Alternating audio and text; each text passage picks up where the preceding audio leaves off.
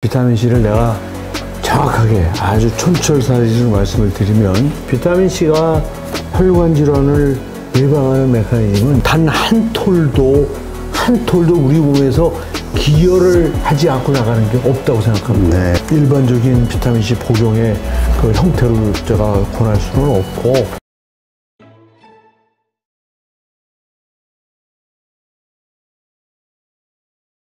오늘 모신 분은 반호박이 웰니스 클리닉의 이왕재 대표 원장님이십니다. 안녕하세요. 반갑습니다. 원장님, 제가 저희 스튜디오를 떠나서 이렇게 외부로 나온 거는 오늘이 5년 넘어서 처음 있는 일입니다. 어떻게 하겠어요? 그러게요. 워낙 이게 핫하시고 또 워낙 바쁘시고 또 제가 또 개인적으로 한번 꼭 뵙고 싶은 분이라 제가 이 발품을 팔아서 여기까지 왔습니다. 네. 일단 우리 이왕재 원장님 하면은 많은 분들이 비타민C와 관련해서 정말 이 최고의 어떤 지식과 또 어떤 계몽을 하시는 분이라고 인지를 하고 있거든요. 일단 이 비타민C라는 것이 실체가 뭔지 좀 설명을 해주세요. 저희 용어는 많이 들었는데 이게 정확하게 무슨 역할을 하고 어떤 건지는 모르겠어요. 사람들이 뭐 내 강의를 많이 들어도 사실 비타민C가 뭐냐 그러면 뭐지? 사실 비타민C를 내가 정확하게 아주 촌철살인으로 말씀을 드리면 부족해서 너무나 많은 사람을 죽인 영양소입니다. 가장 많은 사람을 죽게 한 영양소. 부족해서. 그러니까 뭐 좀 이따 설명이 더 되겠지만 사실은 우리가 밥을 먹을 때 먹는 탄수화물, 단백질, 지방이라고 하는 주 영양소는요. 그건 안 먹으면 배가 고파서 죽지만 사실은 그 외에 이제 뭐 굉장히 많은 그 비타민을 비롯한 각종 미량 원소들 수없이 많습니다. 그런 것들은요, 부족해서 죽을 수가 없습니다. 밥을 제대로 먹으면, 내가 배가 고파서 음식을 먹으면 부족해서 죽을 수가 없어요. 그런데 비타민C는 그럼에도 불구하고 부족해서 죽는 유일한 물질이라는 거를 비타민C 한마디로 촌철살인의 정의예요. 잘 이해가 안 될지도 모르겠어요. 그러니까 그만큼 우리에게는 필요하고 중요한 그 영양소다. 이렇게 일단은 인지를 하고 넘어가야겠네요. 그렇죠. 워낙 이렇게 흔하게 듣다 보니까 흔하게 듣는 것은 좀 소홀해지기 쉽잖아요. 좀 바로 그게 심각한 문제예요. 비타민C에. 다 잘 알지도 못하면서 안다고 생각, 특히 의사들. 아무것도 모릅니다, 의사들. 근데 이렇게 안다고 생각하는 게 문제예요. 근데 왜 뭐 비타민도 여러 종류가 있지 않습니까? 뭐 D도 있고 E도 있고 뭐 많이 있는데 왜 C가 이렇게 중요한 거죠? 좀 간단하게 설명해 주시면. 어떻게 간단하게 설명해? 중요한 거 두 가지만. 그러니까 제가 아까 이제 설명한 거에 이어서 설명하는 건데 소금 안 먹으면 죽어요. 소금 안 먹으면 죽습니다. 근데 우리가 굳이 일부러 안 먹고 죽을 이유가 없잖아요. 그렇죠. 그죠? 그러니까 무슨 얘기냐면 비타민 A도 있고 B도 있고 C도 있고 D도 있고 엄청 많잖아요. 뭐 나트륨이라는 것도 있고 클로라이드, 칼륨이라는 것도 있고 뭐 칼슘도 있고 얼마나 많아요, 미네랄이. 근데 우리가 제가 맨 처음에 얘기했지만은 부족해서 죽을 수가 없어요. 죽은 예가 없어. 그런데 비타민C만 너무나 많은 사람이 죽어서 발견됐어요. 중세 유럽의 역사를 보면은 딱 나와요. 그러니까 특히 영국 해군 역사책에 보면은 비타민C가 부족해서 진짜 많은 사람이 죽었어요. 알잖아요. 중세에는 바다를 통해서 우리가 가장 중요한 교통수단이 배였잖아요. 그때 배를 타고 다니던 탐험가나 또는 점령지를 가는 영국군 해군들 많이 죽었어요. 그때 배에서 일어났던 병이 각기병이라고 들었던 것 같은데. 각기병이 아니라 괴혈병이죠. 괴혈병. 괴혈병이 정확히 어떤 거죠? 괴혈병이 비타민C가 부족해서 죽을 때 나타나는 병이에요. 증상이? 그러니까 괴혈이라는 게 뭐예요? 혈관이 파괴된다는 뜻이에요. 거기서 굉장히 큰 힌트를 얻으셔야 돼. 특히 비타민C가 부족했을 때 혈관 관련된 질병들이 많이 일어날 수 있다. 그렇죠. 그러니까 비타민C가 부족해서 이제 죽는 경우가 너무나 많기 때문에 발견됐다고 그랬잖아요. 그 죽기까지 가는 그 환자들을 돌아다 보면 거의 다 혈관이 망가지는. 그래서 출혈이 멈추지 않고 상처가 낫지 않는다는 거는 혈관이 힐링이 안 된다는 거예요. 혈관이 계속 터져 있다는 소리야. 그래서 계속 뭐 그냥 그 염증 물질이 나오고 그러면서 막 부패가 되고 그래가지고 결국은 사망하는 거예요. 네. 그러니까 이따가 제가 말씀드리겠지만 이제 비타민 C 효능이 뭡니까라고 할 때 요거를 잘 기억하셔야 돼요. 괴혈병, 혈관이 파괴되는 병. 그것을 방지해 준다. 그러니까 거듭 말씀드리지만 아까도 말씀드렸죠. 소금 안 먹으면 죽어요. 그렇죠. 근데 우리가 일상생활에 소금을 안 먹을 리가 없어요. 아침, 점심, 저녁 식사를 하잖아요. 식사를 하면 그 안에 소위 말해서 미네랄이라고 소금을 포함한 각종 칼슘 뭐 다 들어있어요. 네. 그래서 그런 영양소들을 우리는 미세 영양소라고 해요. 네. 그러니까 밀리그램이면 충분한 거야. 그렇지 않으면 죽어요. 우리가 이제 영양소를 네. 그러니까 탄수화물, 지방, 단백질 외에 그 미세 영양소들을 그램 단위로 먹어야 된다면 다 죽습니다. 네. 그램 단위로 먹을 수가 없으니까. 정말 미세한 양만 먹어야 된다. 그렇죠. 그러니까 생명에 조금만 있으면 생명을 지킬 수 있다는 거예요. 그러니까 우리가 배가 고파서 아침, 점심, 저녁을 먹잖아요. 누구든지 배고프면 막 식욕이 동하면서 먹잖아요. 뭘 찾아 먹잖아요. 네네. 그러면 나도 모르게 그 안에 우리가 필요로 하는 미세 영양소들이 거의 골고루 있다고 보시면 돼요. 그래서 그런 놈들이 부족해 죽지 않는 거예요. 그런데 그렇게 아침, 점심, 저녁을 제대로 챙겨 먹었는데 불구하고 죽는 게 뭔가 봤더니 유일하게 비타민 C더라는 거예요. 그런 점을 이해하셔야 돼요. 비타민 E 안 먹으면 죽을 수 있어요. 비타민 B 안 먹으면 죽을 수 있지만 일상생활에서 그런 일은 안 일어난다는 거예요. 왜? 배고파서 음식을 먹기 때문에. 거기서 다 채워진다. 그렇죠. 죽지 않을 정도의 양은 다 들어간다는 거예요. 근데 그걸 먼저 이해하셔야 돼요. 그래서 저는 비타민 C만 한 거예요. 근데 많은 분들이 마찬가지 이유로 우리가 야채, 김치 먹고 뭐 여러 가지 뭐 채소 먹고 자주 이러다 보면은 다 이렇게 자연적으로 섭취되는 거 아니야라고 생각하시는 분들이 있거든요. 그렇죠. 아주 합리적인 생각이죠. 그런데 그게 틀렸죠. 그 생각이. 그러니까 모든 비타민, 미네랄, 미세 영양소는 다 그 이론이 맞아요. 네. 그러나 비타민 C는 좀 더 깊이 들어가면 그게 틀렸다는 걸 알게 돼요. 무슨 소리냐면 비타민 C는 사실은 사람을 포함하는 모든 동물들이 몸에서 만들던 물질이에요.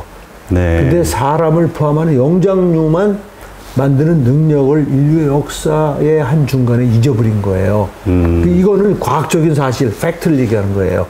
그 얘기 뒤집어서 얘기하면 우리 주위에 있는 개나 소나 말이나 뭐 돼지, 코끼리, 사자, 국 얘네들은 지금도 비타민C를 몸에서 만든다는 사실을 우리 시청자들이 아셔야 돼요. 아, 근데 우리는 그걸 못한다. 우리는 지금 만들다가 그게 언제인지 모르지만 이제는 못 만든다는 거예요. 그러면 그거는 조금 다르게 관찰을 해야 돼요. 그러면 인위적으로 넣어야 된다. 비타민 A나 B나 D 뭐 다른 비타민 미네랄들은 사람이나 동물이나 옛날이나 지금이나 똑같이 만들던 물질이 아니에요. 어차피 자기들이 배가 고파서 먹는 음식 속에 섞여 들어와서 우리를 살게 해주는 정말 그야말로 의미 그대로 미세 영양소인 거예요. 네. 그런데 비타민C는 아니라니까. 개나 소는 비타민C 안 먹어도 돼요. 돼지, 뭐 생쥐 안 먹어도 돼요. 걔들은 비타민C 먹을 이유가 없어요. 그래서 이 수의과 대학에서는 괴혈병이라는 병이 없어요. 그런 병에 대한 공부를 안 해요. 왜? 괴혈병은 동물들은 안 죽으니까. 인간에게만 생기는. 인간에게만 있는 병이니까 그건 의학에서 다뤄지는 거예요. 그런데 불행하게도 의사 선생님들이 아시는 괴혈병은 정말 교과서에 몇 줄 정도 아는 겁니다. 뭐 비타민C가 부족해서 뭐 죽는 이유는 뭐 콜라겐 합성을 못한, 물론 요즘은 뭐 항산화제라서 더 많이 좀 알려져 있다고 해도 그래도 우리 의료계에 많은 전문가라고 하는 사람들이 아는 비타민C 지식은 정말 쥐꼬리만큼도 안 된다는 거. 그걸 좀 인식해야 돼요. 근데 우리가 사실 괴혈병이라는 단어보다는 일반적으로 혈관 질환 하면은 무슨 뭐 하지정맥, 동맥경화, 네. 뭐 여러 가지 그런 혈관 질환들이 있지 않습니까? 맞습니다. 이것을 무서워하지 사실 괴혈병을 무서워하는 분들은 별로 없을 것 같거든요. 그걸 왜냐하면 괴혈병으로 죽을 정도의 비타민C 부족증이 없다는 뜻이에요. 현재는. 지금 없어요. 왜? 왜냐하면 사실 죽지 않을 정도는요. 하루에 다 먹어요. 60ml만 먹으면 죽지 않아요. 네. 그게 1753년에 영국 해군 군의관인 제임스 린드가 임상 실험을 통해서 밝힌 내용이에요. 그 제임스 린드가 밝힌 그 내용이 지금도 비타민C의 적정량으로 정해지는 오류가 빚어져 있는 거예요. 그러니까 비타민C에 대해서 연구하시는 분이 별로 관심 가진 분이 없다는 뜻이에요. 1753년에 제임스 린드가 처음으로 의학적인 발견을 한 거예요. 네. 그러니까 배를 타고 가면 이상하게 젊은 애들이 한 절반이 죽는 거예요. 영국에서 네. 남아공 점령지를 향해서 성능이 떨어지는 배를 타고 돛담배를 타고 뭐 태풍을 피하고 막 이러고 한 6개월 만에 도착하면 반이 죽었대는. 굶어 죽은 게 아니에요. 굶어 죽은 게 아니에요. 분명히 아침, 점심, 저녁은 먹였단 말이에요. 근데 비실비실 앓다가 죽는 거야. 그뿐이에요. 바스코 다가마가 동인도양을 발견할 때 그때도 마찬가지예요. 그때도 한 1년 반 정도 항해를 마치고 왔을 때 170명이가 나왔는데 살아 돌아오면서는 50여 명만 살아 돌아왔다는 거예요. 굶어 죽은 게 아니에요. 무슨 사고로 죽은 게 아니에요. 다 이유를 알지 못하게 죽었다. 아니 그러니까 중세시대 그때 즉 영국이 바다를 통해서 패권을 장악하시던 그 시대에는 배가 중요한 교통수단이라고 했잖아요. 네. 그때는 그게 큰 문제였어요. 그래서 그 당시에 이제 잘 모르니까 바다의 신을 노엽게 했기 때문에 바다의 신이 그들을 제물로 잡아갔다. 그렇게 생각했다는 거예요. 그게 아니라는 걸 밝힌 사람이 바로 제임스 린드인 거예요. 네. 제임스 린드가 이 너무 이상해서 우연히 레몬하고 오렌지를 먹였더니 그 죽어가던 애들이 살아나는 거를 한 에피소드를 통해서 알아낸 거예요. 그래서 그걸 실험으로 인류 최초의 생체 실험을 1749년에 해가지고 53년에 논문을 써서 영국 정부에 제출한 거예요. 네. 하긴 뭐 레몬 하면 우리가 비타민 C가 가득 들어있는 과일이라고 생각을 하니까. 레몬. 네, 레몬. 그렇죠. 근데 말씀하신 대로 지금은 그렇게 계열병에 걸려서 죽을 만큼 비타민 C를 섭취 못하는 환경은 아니다. 그러니까 살아갈 그렇죠. 만큼 다 섭취한다는 말이죠. 그렇죠. 아니 우리가 지금 뭐 과일도 많이 먹지만 채소, 그렇죠. 이런 속에 우리가 죽지 않을 정도의 비타민 C의 양은 다 들어있어요. 제가 알기로는 뭐 정확한 통계는 아니지만 아무튼 지금 오늘날 대한민국 사람들의 식단 정도면요 하루에 수백 밀리그램을 먹고 있어요. 자기도 모르게. 네. 수백 밀리그램. 밀리그램. 근데 적정량은 어떻게 정해지는지 아세요? 지금도 60 내지 100 밀리그램이에요. 변하지 못해요. 그걸 바꾸지 못해요. 그렇죠. 우리 일일 권장량 같은 거 보면은 보통. 지금 복지부에서 아예 고시된 양이 60 내지 100 밀리그램이에요. 그래서 우리나라 제품이 1000ml짜리 보면 하나 이상 먹지 말라고 돼 있어요. 근데 말씀하신 대로 생명에는 지장이 없지만 비타민 C를 그 말씀하신 대로 많이 먹지 않았을 때, 그러니까 우리 박사님 표현에 의하면 적정하게 먹지 않았을 경우에 생기는 현상은 어떤 겁니까? 질병들은 괴혈병으로 죽진 않는다 해도 혈관 질환이 생기죠. 우리가 뭐 동맥경화가 됐든 뭐 뭐 하지정맥이 됐든 관련된 하지정맥은 뭐 가지정맥은 이게 직업상 아시다시피 아래에 있는 발바닥에 있는 혈액이 심장까지 돌아오는 거는 기적적인 일이에요. 네. 그건 이제 물리학적인 현상으로 설명을 합니다. 뭐 모세관 현상과 그다음에 그래서 하지정맥에는 2, 3cm 간격으로 판막이 있어요. 왜냐면 한 번에 쫙 올라오질 못해요. 생각해봐요. 중력을 거슬러서 내가 이렇게 좀 서 있을 때 어떻게 발바닥에 있는 피가 이리 올라와요. 그렇죠. 그러니까 심장에서 펌프질하는 힘이 거기까지 가지 못해요. 네. 그래서 한 번에 2 내지 3cm씩 올려요, 피를. 이 발바닥에 있는 정맥에서. 그러면 2, 3cm 받아주고 판막이 닫고, 또 열어서 2, 3cm 올리고 닫고. 근데 그거에 작용하는 힘이 모세관 현상이라는 게 제일 아시죠? 모세관 현상.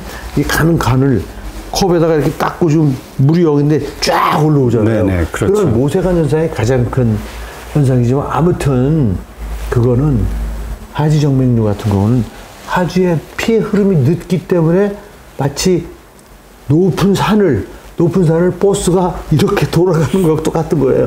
속리산에 이 법주사 가는 길이 말티곡이라는데 아세요? 아니요. 이렇게 돼 있어요. 이렇게. 왜냐면 빨리 올라갈 수가 없는 거야. 그러니까 피의 속도가 느리기 때문에 이런 정맥에 꼬임이 생기는 게 바로 하지정맥이죠. 네. 그러니까 피의 흐름이 늦어지면 거기서 피떡이 생깁니다. 굉장히 그렇죠. 위험한 건데 지금 좀 곧 바깥으로 벗어나긴 했지만 네. 지금 하지정맥류 얘기는 아니잖아요. 그렇죠. 그러니까 동맥경화성 질환은 좀 다른 거군요. 이게 다르죠. 같은 혈관 질환이 아니군요. 성격이 완전히 다르네. 성격이 전혀 다른 질환. 근데 말씀하신 대로 그 피떡이라는 게 이제 우리 보통 소위 혈전이라고 하는 그런 것들, 이런 것들도 비타민 C의 부족에서 생기는 건가요? 아니요. 그건 전혀 딴 얘기예요. 응고 시스템하고 동맥경화 생기는 거는 완전히 다른 얘기입니다. 완전히. 동맥경화는 수십 년에 걸쳐서 생기는 거고, 응고는 예를 들면 심장 판막을 한 사람이랄지, 또는 스텐트를 한 사람이랄지, 또는 심장 부정맥이 있는 사람이랄지, 지금 말한 하지정맥류 같은 것이 있는 분들에게 잘 생기는 거예요. 그래서 그분들은 필히 아스피린을 먹어야 돼요. 네. 실제 의사 선생님들이 처방하죠. 근데 지금 우리나라는 그냥 그런 게 없는데, 그냥 뭐 좀 한번 뇌졸중으로 쓰러졌다 하면 그냥, 그게 사실은 오랜 기간 동안 동맥경화로 혈관이 막힌 분임에도 불구하고 아스피린을 처방합니다. 아스피린 처방하면은 혈관이 얇아집니다. 아, 그래요? 네. 혈관이 얇아져서 혈관이 잘 터져요. 그 증거가 뭐예요? 아스피린 5년, 10년 드신 분들은요, 사방에 멍이 있어요. 그건 뭐예요? 혈관이 잘 터진다는 게 확실한 증거예요. 네. 확실한. 그 정도의 단계가 되신 분은 아스피린 드시는 걸 진짜 신중하게 고려하셔야 돼요. 그렇다면 비타민C의 역할이 그러한 동맥경화 혹은 이런 혈관 질환, 이것을 상당히 호전시킬 수 있다. 이렇게 보시는 거예요. 예방한단 말이에요. 예방. 너무나 확실해요. 비타민C가 혈관 질환을 예방하는 메커니즘은 이미 사실은 이 동맥경화의 메커니즘이 잘 알려져 있기 때문에, 근데 이 선생님들이 진짜 공부들을 안 하시더라고요. 그건 뭐 너무나 잘 알려져 있어요. 그러니까 활성산소가 제일 큰 원인이에요. 활성산소가 혈관 내피를 손상시키고, 혈관 동맥, 정맥에는 정맥경화라는 말은 없어요. 그렇죠. 동맥경화라고 하지. 동맥에서 생기는 거예요. 동맥 내피를 손상을 시키는 게 첫 번째 조건이에요. 그게 활성산소가 그 짓을 하는 거예요. 그 다음에 두 번째는 많은 의사 선생님들이 그냥 무조건 그냥 콜레스테롤을 200만 넘으면 처방하는 고지혈증약. 멀쩡한 고지혈은요, 멀쩡한 콜레스테롤은 동맥경화를 이루지 않아요. 그 안 먹으면 큰일 난다고 그러던데. 뭐 정말 불편합니다. 정말 저는 이 얘기 할 때마다. 산화가 되지 않은 콜레스테롤은 절대 동맥경화 만들지 않아요. 그 콜레스테롤이 산화돼야 비로소 우리 피 속에 단핵구라는 세포가 산화된 그놈을 잡아먹고 상처난 내피에 침착이 될 때 동맥경화가 시작되는 거예요. 네. 이거는 제가 주장하는 게 아니에요. 이거는 학술적으로 명백하게 밝혀져 있는 학술적 사실이에요. 네. 학문적 사실. 근데 왜 그냥 고지혈증 그 말씀하신 데 200인가요? 얼마 수치 높으면은 일단 그 약을 먹게 하는 거죠? 그건 뭐 제약회사에서 어떤 실험을 했느냐, 콜레스테롤을 좀 낮췄더니 네. 동맥경화가 좀 덜 생기더라. 부인하지 않습니다. 무슨 소리냐면 제가 지금 설명드린 내용을 잘 생각해 보세요. 콜레스테롤이 250인 분보다 200인 사람이 좀 낮은 분이 동맥경화에 걸릴 가능성이 적어요. 왜 적으냐면 활성산소가 똑같이 존재한다고 그러면 250인 사람이 산화가 더 많이 돼요. 네. 그렇잖아요. 200인 분보다. 그렇죠. 높을수록. 그러니까 그런 걸 가지고 스타디를 하면은 콜레스테롤을 낮추는 약을 썼더니 동맥경화가 줄어들다라는 논문은 나올 수가 있어요. 많아요. 그런 논문은. 나 그걸 부인하는 게 아니에요. 그러면 200으로 낮추면 동맥경화를 궁극적으로 막을 수 있어요? 못 막아요. 그래서 지속적으로 계속 평생 관리해야 된다고, 먹어야 된다고. 아니 200으로 계속 관리하면은 못 막는다니까? 산화가 200이라도 거기서도 또 다칠 수 있다. 그놈이 바로 그냥 동맥경화를 만든단 말이에요. 이론적으로 하려면 콜레스테롤 낮추는 약으로 동맥경화를 막으려면 콜레스테롤 0을 만들어야 돼요. 0 만들면 안 생기죠. 아니 왜 과학자들이 사실을 밝힙니까? 왜 밝힙니까? 바른 길을 가기 위해서 그런 거예요. 그렇죠. 지금 제 설명을 들었으면 콜레스테롤 낮추는 게 정도예요? 콜레스테롤이 산화되지 않게 지키는 게 정도예요? 어떤 게 정도? 근본적으로는 제가 여기서 박사님 말이 맞다고 할 수밖에 없죠. 아니 뭐 판단을 잘. 아니 맞는 거예요. 그러니까 궁극적으로 동맥경화를 막는 길은 높이가, 그러니까 콜레스테롤의 레벨이 아니고 네. 콜레스테롤이 산화되지 않게 지키는 거예요. 그렇게 하면은 콜레스테롤이 높아도 그러니까 저는 콜레스테롤이 평생 보통 의사 선생님들이 보면 기절할 정도로 높은 수준이에요. 아, 그러세요? 근데 저는 혈관이 20대 혈관이에요, 저는. 비타민 비타민C 40년 먹었잖아요. 남들보다도 오랜 기간 동안 콜레스테롤이 산화되지 않게 지킨 거예요, 저는. 네. 그래서 콜레스테롤이 높지만 동맥경화 안 오는 거예요. 우리 장인어른은 평생을 150을 넘은 적이 없어요. 안 막힌 혈관이 없어요. 제가 신혼에 가서 보니까. 제가 비타민C 먹기 전에. 그분 고치느라고 내가 거의 40년 동안 얼마나 고생을 했는지 아세요? 네. 그러니까 말씀하신 대로 그 전제, 이 동맥경화가 일어나는 원인, 그 말씀대로라면 지금 그 뒤에 따라오는 처방조차도 말씀하신 대로 그런 식으로 해야 예방하는 것이 확실하다, 이렇게 이해가 되네요. 중요한 건 뭐냐면 우선 콜레스테롤은 우리가 몸에서 만드는 피로에서 만드는 물질이에요. 네. 그걸 임의로 낮추는 건 정말 잘못된 거예요. 네. 그리고 그걸 낮췄을 때 부작용이 장난이 아니에요. 그 부작용까지 오늘 여기서 얘기할 수는 없겠지만요. 보세요. 그 콜레스테롤에서 연구하신 분들의 유튜브를 한번 보세요. 부작용이 장난 아닙니다. 심각합니다. 그렇다면 지금 말씀하신 대로 그 비타민C를 섭취해서 그러한 모든 것들을 뭐 혈관 질환을 예방하거나 건강에 도움이 되게 하려면 하루에 그 어느 정도 그러니까 복용을 해야 되나요? 적정 복용량에 대한 얘기를 하는데 역사적으로 우리가 아주 권위 있는 그 보건기관들 세계적인 뭐 WHO를 포함해서 뭐 미국의 뭐 오센국 뭐 이런 데를 포함해서 지금 공식적으로 우리나라도 거기 따라서 하는 거니까 네. 그런 다큐멘트, 리튼 다큐멘트 지금 적혀 있는 거는 60 내지 100mg이에요. 그게 제가 말씀드렸잖아요. 그게 1753년에 제임스 린드가 보고한 네. 배를 타고 가다가 젊은 병사들이 죽지 않게 하기 위해서 레몬 하나하고 오렌지 하나를 먹였더니 죽지 않더라는 거예요. 그런 리포트를 낸 공식 리포트. 네. 인류 최초의 생체 실험, 임상 실험 결과예요.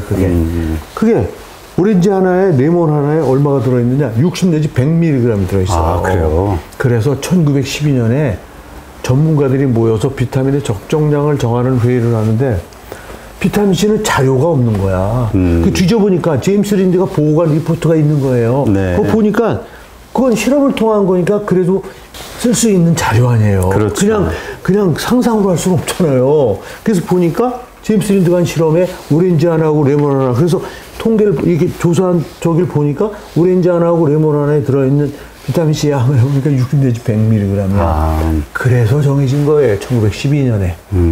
그게 충분 조건이 아니라 그 생존에 필요한 딱 그만큼인데. 그렇죠. 필요 조건일 뿐이에요. 그리고 죽지 않게 하는 농도지 혈관에 동맥경화가 생기지 않게 하는 농도일 수가 없는 거예요. 네. 아유, 비타민C의 효능은 제가 사실은 저는 하도 비타민C가 근거가 없다는 그런 소리를 하는 그런 분들이 많아서 제가 평생을 실험을 했어요. 어떤 실험이요? 그 근거를 만드는 실험을요. 그래서 저는 제가 정말 논문을 거의 제일 많이 쓴 사람 중에 하나예요. 네. 그래서 세계 최고의 권위 출판사인 스프링거라는 출판사에서 지금 과학서적 출판사로서 가장 권위 있는 출판사예요. 네. 2013년에 제의를 받았어요. 보니까 네가 정말 비타민C에 대해서 내 논문을 다 찾은 거예요. 이게 좀 쉬워요. 비타민C 딱 치면은 비타민C에 대한 논문이 그냥 수천 편이 다 나오잖아요. 근데 보니까 서울의대의 이왕재라는 인간이 제일 많이 뜨는 거야. 네. 뭐 한 명씩 뭐 이렇게 듬성듬성 쓰는데 집중적으로 뜨는 뭐 거의 100편 가까운 게 뜨는 인간이 있었던 거예요. 네. 그러니까 2013년에 스프링거에서 그 다 솔팅을 해서 보니까 그리고 이왕재라는 이 인간은 보니까 비타민C가 온 몸에 작용하는 효능에 대해서 증명을 하려고 거의 모든 실험을 한 거야. 네.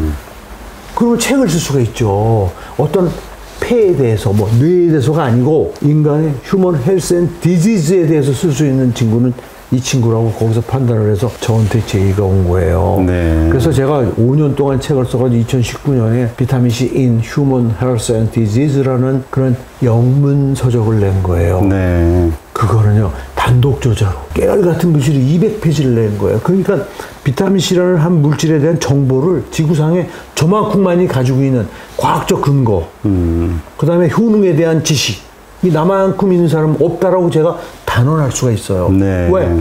아직도 그런 책은 안 나오고 제가 단언합니다. 절대 이후에도 그 이상의 책이 나올 수가 없습니다. 그만큼 정말. 평생을 연구하셨고 또 여기에 그럼요. 몰입을 하셨기 때문에. 아니, 내가 이렇게 자신 있게 얘기하는 거는 이제는 근거 없다는 소리 하는 분들은 공부를 하려는 거예요.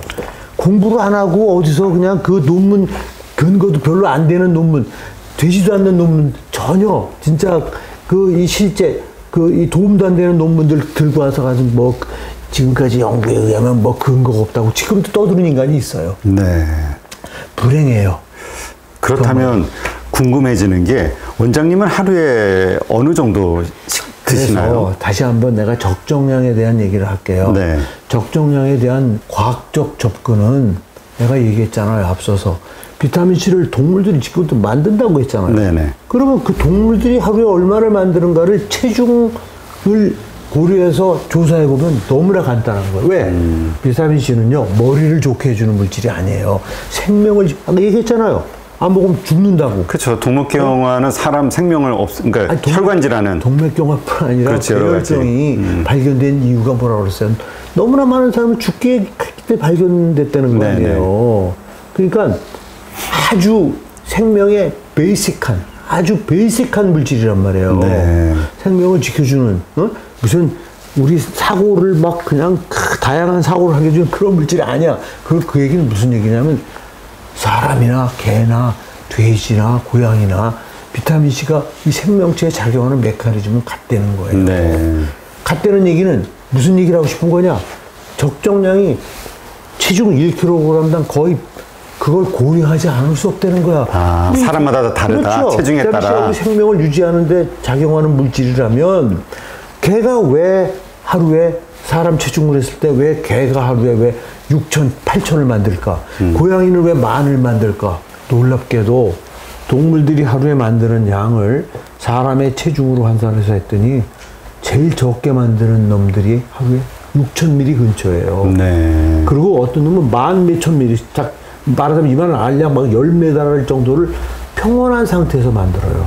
걔들한테 스트레스를 주거나 운동을 시키면 훨씬 많은 양을 만들어요. 네. 그게 훨씬 많은 양을 만든다는 얘기는 뭐냐면 비타민C 안전성이 크다는 거예요. 네. 그러니까 많이 먹어도 뭐 위험하지 많은 사람들이 않다. 뭐 비타민C 하나를 먹으면서 뭐 부작용 어쩌고 그런 얘기할 자격도 없는 얘기를 한다 이 말이에요. 무슨 얘기인지 아시겠어요? 네네. 그 지식이 없기 때문에 그런 얘기를 하는 거예요. 그래서 저는 이 동물들이 만드는 양을 딱 생명체니까 같은 생명체가 지금 만들고 있잖아. 그렇죠. 그러니까 그 만드는 놈들이 자기 생명을 위해서 하루에 얼마를 만드는가를 해봤더니 최소 6,000ml더라 이거예요. 그럼 우리 인간은 최소한 6,000을 먹자. 6,000. 그래서 제가 수십 년 전부터 그렇게 주장을 한 거예요. 근데 네. 그놈들이 하루 종일 만들잖아요. 그렇죠. 아침에 왕창 만들고 끝나는 게 아니란 말이야. 하루 종일 필요한 거에 따라서 만드니까 우리도 그래서 실제 뭘 했냐면 비타민C를 딱 복용시키면서 아시잖아요. 비타민C도 말하자면 약이잖아요. 네네. 복용량을 정해야 되잖아. 복용 그렇죠. 방법을. 복용 방법을 정하면 혈중 농도예요. 어떤 약이든지 그래요. 뭐 아스피린, 타이레놀 다 제약회사에서 그건 하루에 한 번, 그러면 24시간 동안 유지된다는 소리예요, 농도가. 네. 그러면 하루에 한 번이야. 12시간 유지되면 하루에 2번. 6시간 유지가 되면 하루 4번. 그렇게 먹어야 되는 거예요.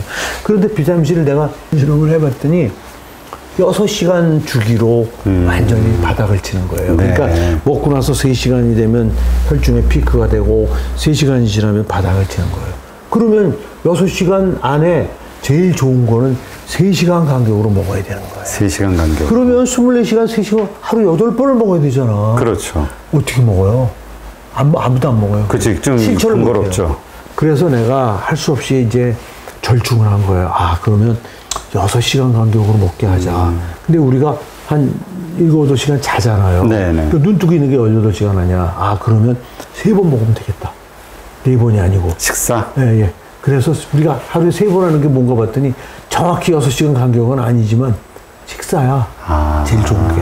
그리고 식사랑 하는 이유가 나중에 이제 보완이 된 거예요. 이게 이제 음식이 이 위장에서 이 소화가 물리적 소화, 화학적 소화가 일어나잖아요. 막 이게 잘게 쪼개지는 그런 죽을 만드는 작용이 위장에서 일어나는 거예요. 네. 그래서 이 위장은 근육이 3겹으로 돼 있어요. 다른 소화관은 2겹으로 돼 있는데 위장만 3겹으로 돼 있어. 그래서 동시에 딱 수축을 하면 이렇게 음식이 이렇게 주어 짜지는 형식이에요. 네. 어? 3겹이 동시에 이렇게 결이 다르기 때문에 수축을 하면 이렇게. 그러니까 이거 아시죠? 무슨 얘기인지. 그 안에 있는 잘게 쪼개는 그런 역할을 할 때 그 음식 속에서 발암 물질이 생겨요. 아, 그래요? 근데 그래서 그때 비타민C를 만일에 충분한 양을 거기다 섞어주면 발암 물질이 확 줄어든다는 사실이 실험으로도 나오고 다 알려진 얘기예요. 나이트로사민이라는 발암 물질이 나오는데 그러면은 식사 때 먹어야 되죠, 당연히. 네. 그러니까 식후 30분이 아니야. 그러니까 식사 중간에 먹는 게 제일 좋은 거예요. 아, 그래요? 식사 중간에 먹어서 음식이 막 섞일 때 비타민C 거기 쫙 녹게끔. 그렇게 하면 음식들이 섞이면서 만들어지는 나이트로사민이라는 발암물질 생성이 최소화가 돼요. 네. 그래서 비타민C를 사실 그게 산이기 때문에 또 산이기 때문에 식사와 함께 먹어야 돼요. 네. 빈속에 먹으면 한국 사람들은 짠 음식을 많이 먹기 때문에 위염이 없는 사람이 그렇죠. 없어요. 위염이 있는 사람이 빈속에 비타민C를 먹으면 속 쓰려서 못 먹습니다. 속 쓰리면 한번 체험하죠? 안 먹어요. 절대 안 그렇죠. 먹어요. 안 먹죠. 그러니까 속 쓰림 체험하시면 안 돼. 그러니까 꼭 식사를 해서 어느 정도 좀 허기가 떼어진 다음에 비타민C 6,000인데 2,000씩 3번 먹으라는 거예요. 네. 그걸 2,000씩 3번 먹는데 이제 불편하신 분들은 1,000씩 시작해도 돼요. 이제 평생 먹어야 될 거니까 저처럼. 전 40년 먹었잖아요. 아, 그렇죠. 응? 평생 먹어야 될 거니까 서두를 이유가 없어요.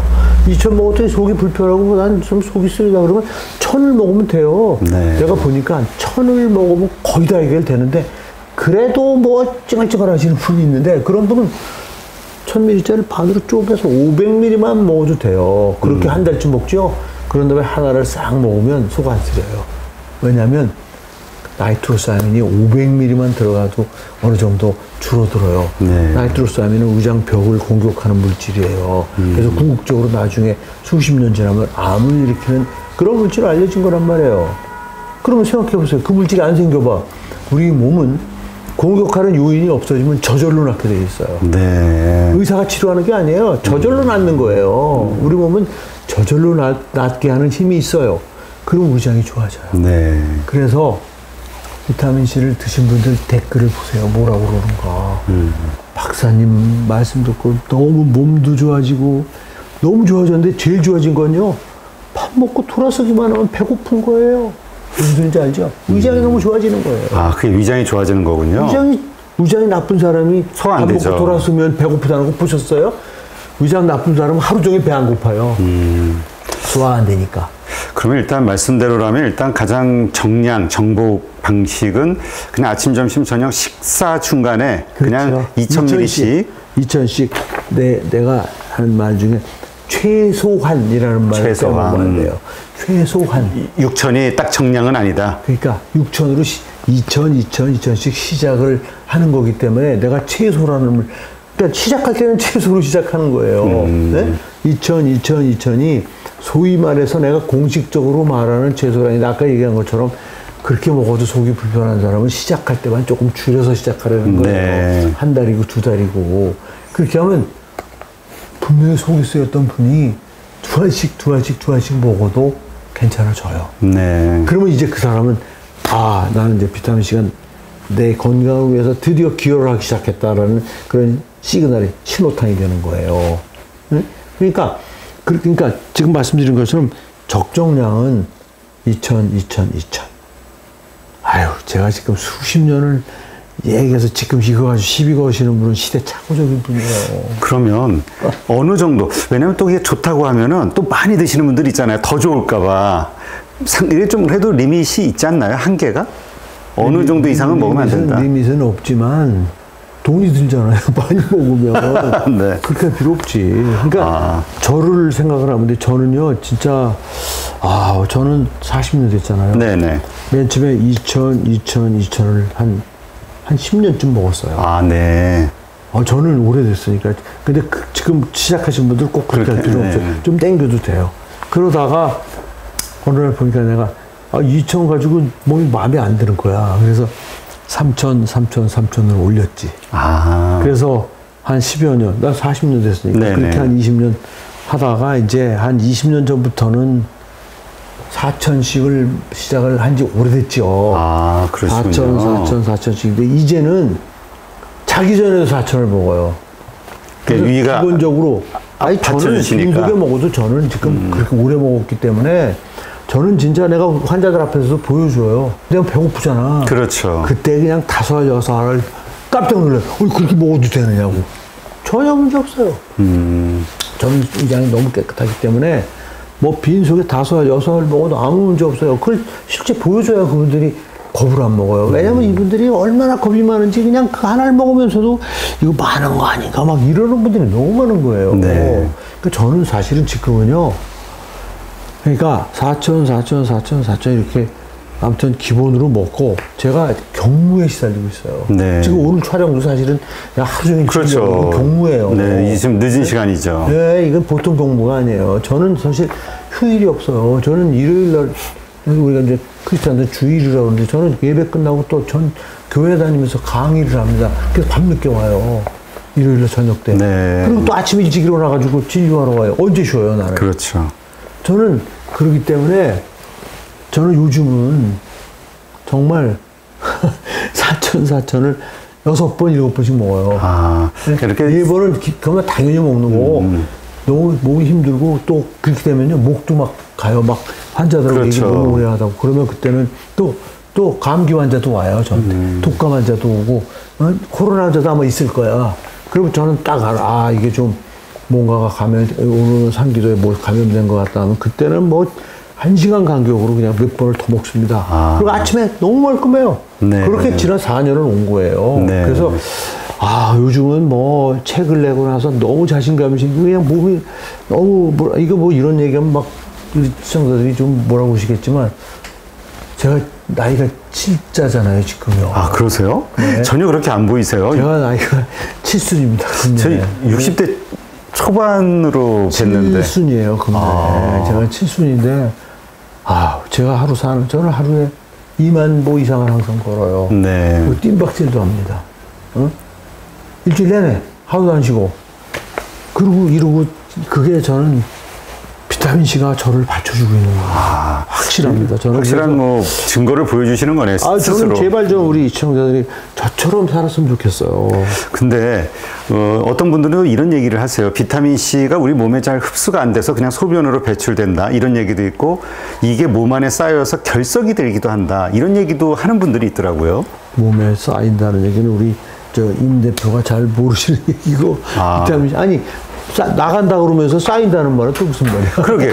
이런 서로 상반된 이야기들이 가지고 있더라고요. 제가 말씀드렸잖아요. 비타민C는요, 단 한 톨도 우리 몸에서 기여를 하지 않고 나가는 게 없다고 생각합니다. 네. 내가 20g을 먹었으면 20g이 다 중요한 역할을 하고, 그게 꼭 혈관으로 들어가야만, 흡수돼야만 비타민C가 역할하는 게 아니에요. 그냥 나간다 해도 흡수가 안 된 놈은 결국 대변으로 나간다는 소리예요. 대변으로 나갈 때 대장에 있는 균들에서 기가 막힌 면역 증강 효과를 보여요.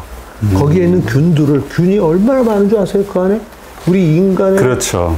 인간을 구성하는 세포 수보다도 10배 내지 100배가 많은 균들이 거기 살고 있어요. 네. 그 균들을 크게 말하면 부패균하고 유익한 균을 나누는데 발효균, 부패균을 발효균으로 바꿔주는 기가 막힌 역할이 흡수되지 않은 비타민C가 그 역할을 해요. 네. 아시겠어요? 그러니까 그렇군요. 비타민C를 1000ml 먹는 분하고 4000ml 먹는 분은 건강이 대장이 다를 수밖에 없는 거예요. 그리고 그렇게 많이 드셔도 몸이 불편하지 않다는 건 또 그만큼 잘 적응이 된 분이니까 더 그만큼 적응이 아니라 기가 막힌 좋은 효능을 나타내는 거다. 왜 적응을 해요? 비타민C는 왜 적응을 해요? 그냥 자연스럽게 좋아지는 거다. 독소입니까? 적응하게? 적응이 아니고 효능이다. 우리가 좋은 효능을 못 보다가 많이 들어가니까 효능이 나타나는데 지금 내가 말씀드린 많은 분들이 비타민C가 그냥 흡수 안 되고 한 톨도 빠져나가지 않아요. 네. 대장에 가서 마치 그분들이 빠져나간다고 하는 그 비타민C들이 대장에 가서 대장균을 바꿔서 내 대장의 건강을 지켜준단 말이에요. 그래서 저나 우리 장모님 90이나 된 장모님 대장에 용종 하나 없어요. 그래요? 네. 저도 우리 집사람도 용종을 떼내질 않았어요. 그렇군요. 아시겠어요? 그게 물론 그게 무슨 과학적인 얘기냐? 맞아요. 과학적인 얘기라고는 할 수 없어요. 그러나 많이 먹은 사람에게 나타난 현상이라고 얘기할 수 있는 거예요. 네. 저희처럼 비타민C를 많이 먹은 사람이 없어요. 40년을 이렇게 먹은 사람이 없습니다. 아, 그렇죠. 이렇게 조직적으로 매 끼마다 한 끼도 빠지지 않고 우리 집사람이나 우리 장인어른 이런 굉장히 성실해요. 네. 한 끼도 안 빠뜨려요, 진짜. 저도 또 좋은 거를 몸에 느끼시니까 그러니까 더 그러시겠죠. 저는 과학자로서 그걸 느끼니까 잊어버릴 수가 없어요. 네. 잊어버리질 않아요, 저는. 아, 그러면 우리가 비타민C도 좀 여러 종류가 있잖아요. 타입들이 있고, 뭐, 그 정제가 있고, 그 다음에 분말이 있고, 어떻습니까? 어떤 분은 분말이 더 좋다기도 하고. 비타민C 그 자체는 네. 전 세계에서 지금 영국이라고 그러고 중국 두 나라밖에 만들지 않아요. 아, 그래요? 그러니까 우리나라에 나온 제품은 결국은 영국 아니면 중국에서 수입해온 비타민C를 가지고 가루로 만드느냐, 정제로 만드느냐, 드링크로 만드느냐의 차이일 뿐이에요. 아, 그렇군요. 그러니까 그걸 우선 시청자들이 아셔야 네네. 되고, 제가 말씀드리는 것은 제일 좋은 거는 가루를 먹는 거예요. 가루. 제일 좋은 것은요. 제일 좋은 거는 가루를 먹는 건데, 가루가 너무 쉬워요. 그건 요령을 터득하셔야 돼. 예를 들면, 뭐 물을 가득 한 모금 담고, 그리고 그 가루를 맛이 느껴지지 않게 빨리 녹인 다음에 꿀떡 삼키셔야 돼요. 저는 시걸 못 먹어요. 요즘 훈련을 해가지고 이제 너무 아주 능수능란하게 먹는데 아무 문제 없어. 지금은 그래서 가루를 먹어요. 입안에서 다 녹여야 됩니까? 아니면 그냥 녹이면 안 삼키면 되죠. 들어가면서 다 녹는 거. 쉬어서 못 먹으니까요. 네. 근데 정제는 그냥 꿀떡 잘 안 녹으니까 입에서 정제는 그건 신 거를 싫어하는 분들은 정제를 물에 넣고 물하고 꿀떡 삼키면 되는데 또 정제를 못 삼키는 분들이 너무 많아요. 1g짜리 이만한 알약을 나는 이거 뭐 10알도 삼키겠는데 왜 꼭 하나를 못 삼키는지 모르겠어. 너무나 많은데 못 삼켜. 네. 저 이해 안 되는 거 많아요, 세상에. 전 진짜 10알을 한 번에 삼킨 적도 있어. 근데 어떻게 하나를 뭐 이거 안 넘어간대. 네. 그래서 그런 분들은 가루를 드시는 수밖에 없어요. 그리고 이제 드링크는 이제 이렇게 새벽에 운동을 하거나 그럴 때 아주 제한적으로 저는 권하고, 드링크를 평상시에 비타민C 복용하는 걸 권하고 싶지는 않아요. 거기 여러 가지 부산물들이 많이 들어가죠. 그건 진짜 뭐 달짝지근하게 만들고 뭐 여러 가지 딴 게 들어가기 때문에 저는 드링크를 일반적인 비타민C 복용의 그 형태로 제가 권할 수는 없고, 특별히 내가 이제 뭐 등산을 바로 한다든지 뭐 뛰는 운동할 때 비타민C 필요량이 확 늘어나거든요. 네. 그때는 그 마시는 거로 하면은 액체 보충도 되고, 수분 보충도 되고, 그 안에 비타민C가 있으니까 비타민C가 또 빨리 흡수되거든요. 드링크 상태로 된 거는. 그래서 이제 뭐 그런 경우에는 뭐 드링크를 제한적으로 먹지만 항상 일상적으로 드링크를 먹는 거는 저는 권하지 않죠. 네.